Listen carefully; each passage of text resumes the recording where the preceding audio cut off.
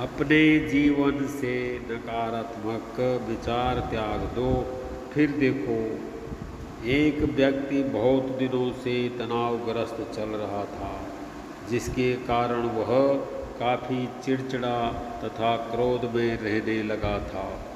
वह हमेशा इस बात से परेशान रहता था कि घर के सारे खर्चे उसे ही उठाने पड़ते हैं। पूरे परिवार की जिम्मेदारी उसी के ऊपर है।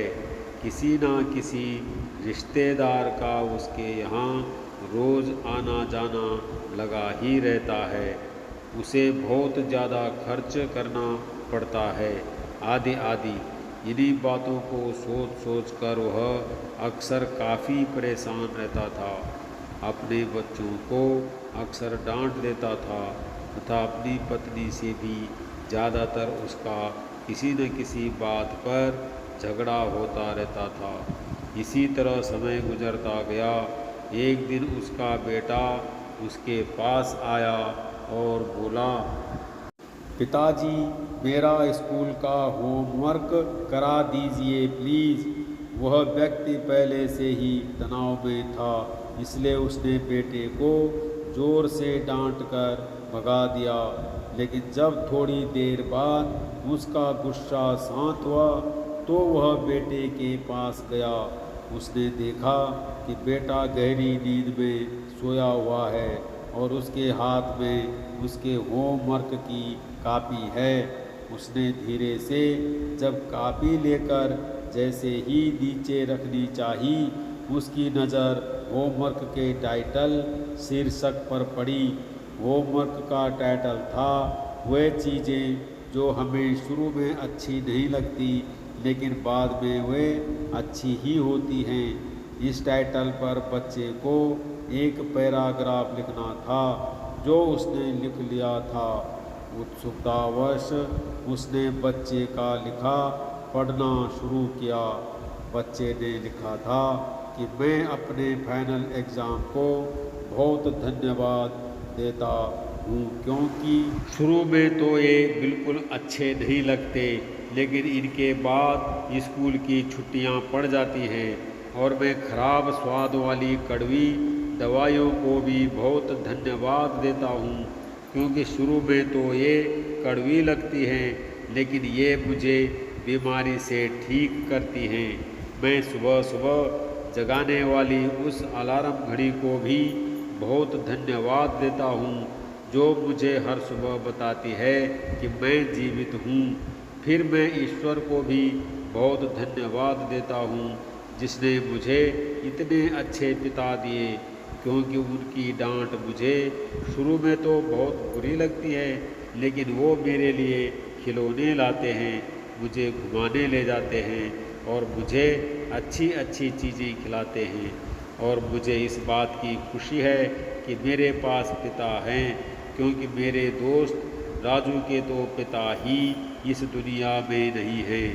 बच्चे का होमवर्क पढ़ने के बाद वह व्यक्ति जैसे अचानक नींद से जाग गया हो, उसकी सोच बदल सी गई। बच्चे की लिखी बातें उसके दिमाग में बार बार घूम रही थी, खासकर वह अंतिम वाली लाइन। उसकी नींद उड़ गई थी। फिर वह व्यक्ति थोड़ा शांत होकर बैठा और उसने अपनी परेशानियों के बारे में सोचना शुरू किया। मुझे घर के सारे खर्चे उठाने पड़ते हैं, इसका मतलब है कि मेरे पास घर है और ईश्वर की कृपा से मैं उन लोगों से बेहतर स्थिति में हूँ जिनके पास घर नहीं है। मुझे पूरे परिवार की जिम्मेदारी उठानी पड़ती है, इसका मतलब है कि मेरा परिवार है, पत्नी और बच्चे हैं और ईश्वर की कृपा से मैं उन लोगों से ज़्यादा खुश नसीब हूँ जिनके पास परिवार नहीं है और वो दुनिया में बिल्कुल अकेले हैं। मेरे यहाँ कोई ना कोई मित्र या रिश्तेदार आता जाता रहता है, इसका मतलब है कि मेरी एक सामाजिक हैसियत है और मेरे पास मेरे सुख दुख में साथ देने वाले लोग हैं। मैं बहुत ज़्यादा खर्च करता हूँ, इसका मतलब है कि मेरे पास अच्छी नौकरी है और मैं उन लोगों से बेहतर हूँ जो बेरोज़गार हैं या पैसों की वजह से बहुत सी चीज़ों और सुविधाओं से वंचित है। हे मेरे भगवान, तेरा बहुत बहुत शुक्रिया, मुझे माफ़ करना, मैं तेरी कृपा को पहचान नहीं पाया। इसके बाद उसकी सोच एकदम से बदल गई। उसकी सारी परेशानी, सारी चिंता एकदम से जैसे ख़त्म हो गई। वह एकदम से बदल सा गया। वह भागकर अपने बेटे के पास गया और सोते हुए बेटे को गोद में उठाकर उसके माथे को चूमने लगा और अपने बेटे को तथा ईश्वर को धन्यवाद देने लगा। हमारे सामने जो भी परेशानियां हैं, हम जब तक उनको नकारात्मक नज़रिए से देखते रहेंगे, तब तक हम गंभीर परेशानियों से घिरे रहेंगे। लेकिन जैसे ही हम उन्हीं चीज़ों को, उन्हीं परिस्थितियों को सकारात्मक नज़रिए से देखेंगे, हमारी सोच एकदम से बदल जाएगी।